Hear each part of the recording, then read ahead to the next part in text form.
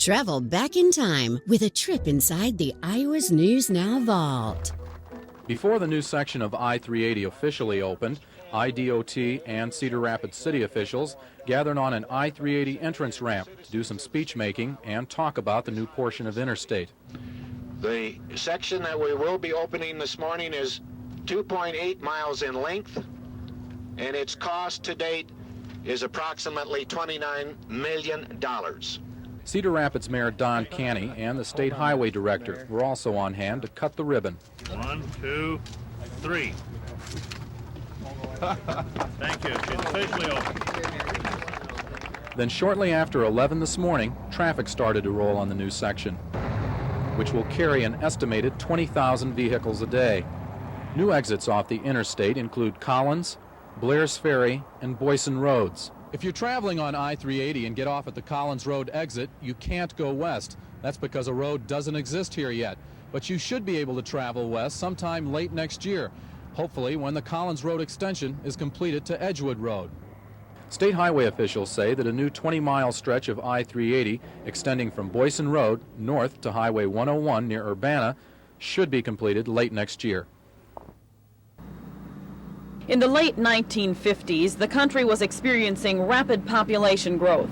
Along with that came increased travel and the need for improved transportation, a system that would ultimately link the nation. In 1956, President Eisenhower designated 40,000 miles for construction of an interstate highway system. Iowa received 710 miles, which it used up across the state. Cedar Rapids was left out. It was the only city of more than 100,000 people without an interstate link.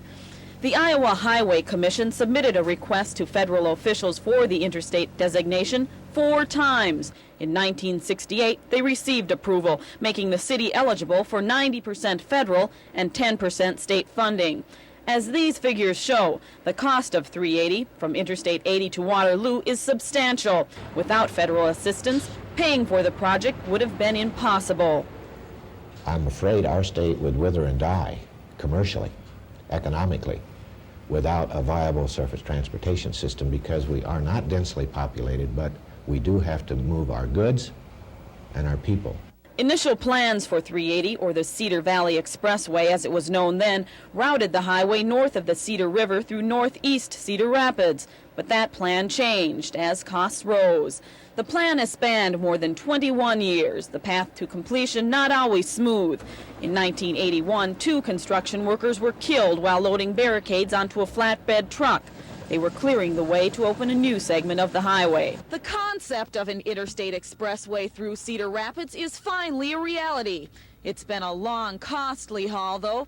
Costly for the city and for residents along the route who were uprooted from their homes. When we first found out, of course, it was rather of a shock, as we had just built a new home. Despite occasional roadblocks, the interstate project has moved along at a steady pace.